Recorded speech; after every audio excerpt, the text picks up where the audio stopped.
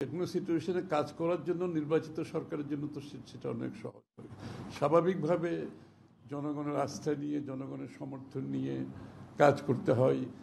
সুতরাং আন্তর্জাতিকভাবে যেটা হয় সেটা তো আর বাংলাদেশের নিয়ন্ত্রণের বাইরে কোনো ঘটনা ঘটলে, কিন্তু সেটাকে মোকাবেলা করার জন্য তো স্বাভাবিকভাবে নির্বাচিত সরকারের সিদ্ধান্ত নিতে অনেক সুবিধা, কারণ জনগণের ম্যান্ডেট থাকে এবং নির্বাচিত সরকার যেটা করতে পারে সেটা শুধু নিজের দলের মধ্যে নয়, প্রত্যেকটি দলের সাথে একটি সম্পর্ক, রাজনৈতিক সম্পর্ক যেটা থাকে সেটা তো সহযোগিতা করতে অনেক সহজ হয়ে যায়, কারণ সকলের সাথে তো আমাদের রাজনৈতিক সম্পর্ক আছে। আমরা ভিন্ন দল করলেও একটা জিনিস যেটা বিএনপি আগামী দিনে বিশেষভাবে মনোযোগী হচ্ছে, আপনাদের মাথায় রাখতে হবে, সেটা হচ্ছে বাংলাদেশের রাজনৈতিক সংস্কৃতিতে একটা বড় পরিবর্তন, যে আমরা জাতীয় স্বার্থে আমরা সবাই ঐক্যবদ্ধ থাকব। আপনারা নিশ্চয়ই লক্ষ্য করেছেন আমরা প্রতিটি ক্ষেত্রে চাচ্ছি একটা ঐক্যমতের পরিপ্রেক্ষিতে, যে কথা বারবার বলছি আমরা, যে জাতীয় স্বার্থে যে জায়গাতে আমাদের ঐক্যমতের প্রয়োজন সেই জায়গাতে আমরা জোর দিচ্ছি। সুতরাং বিশ্বের যে সংকটগুলো হচ্ছে এখানেও আমাদের কিন্তু ঐক্যমতের প্রয়োজন আছে, যে জাতীয় স্বার্থ যেখানে বিঘ্নিত হবে আমরা ঐক্যমতে আসতে হবে, এবং বিশ্বের সংকটে যখন মোকাবেলা করতে হবে আমাদেরকে সেখানে একটি জাতীয় ঐক্যমত থাকতে হবে।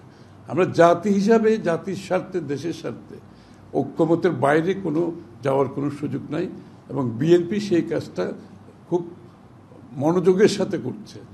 আর দ্বিতীয় হচ্ছে রাজনৈতিক কালচারে আমরা পরিবর্তন, সংস্কৃতি যেটা চাচ্ছি, একে অপরের প্রতি সহনশীলতা এবং অপরের সাথে ভিন্নমত পোষণ করেও তার প্রতি সম্মান জানানো, তার মতামতের প্রতি সম্মান জানানো, এই কালচারটা আমরা আনার চেষ্টা করছি এবং এটা অত্যন্ত গুরুত্বপূর্ণ। এই সহযোগিতা, এই কালচার আমরা ফিরিয়ে আনতে না পারলে শত সংস্কারও কিন্তু কাজ হবে না। আমাদের রাজনৈতিক সহনশীলতা, পরস্পরের সাথে মতবিরোধ, মত পার্থক্য থেকেও একে অপরের প্রতি যাতে সম্মানবোধ আমরা না হারাই, সেটা অত্যন্ত গুরুত্বপূর্ণ। আমি তো অন্য দলের মতামতের উপর আমি কিছু বলতে চাই না, কিন্তু একটা জিনিস আমি বলছি একটু আগে যেটা, যে সকলের মতামত দেওয়ার অধিকার থাকতে হবে, কথা বলার অধিকার থাকতে হবে।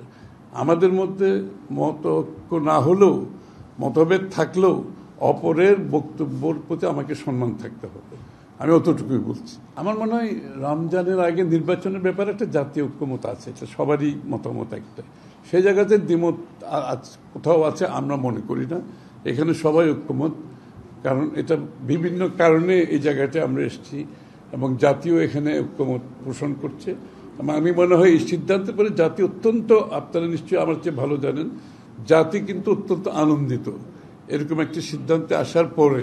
সবার মধ্যে একটা স্বস্তি ফিরে আসছে এবং এই জায়গাটার মধ্যে কোনো অসুবিধা আমি দেখছি না। আর দিনক্ষণ যেটা, সেটা তো নির্বাচন কমিশন তারা ডিক্লেয়ার করবে, সেটা তো আর সরকারের বলতে পারবে না, এটা আমরাও বলতে পারবো না। সেটা তো নির্বাচন কমিশন থেকে আসবে এবং আমরা সেটার অপেক্ষা করব, এবং আমি নিশ্চয়ই কোনো একটা সময়ে আগামী দিনে নির্বাচন কমিশনের পক্ষ থেকে একটা দিনক্ষণ ঘোষণা করা হবে।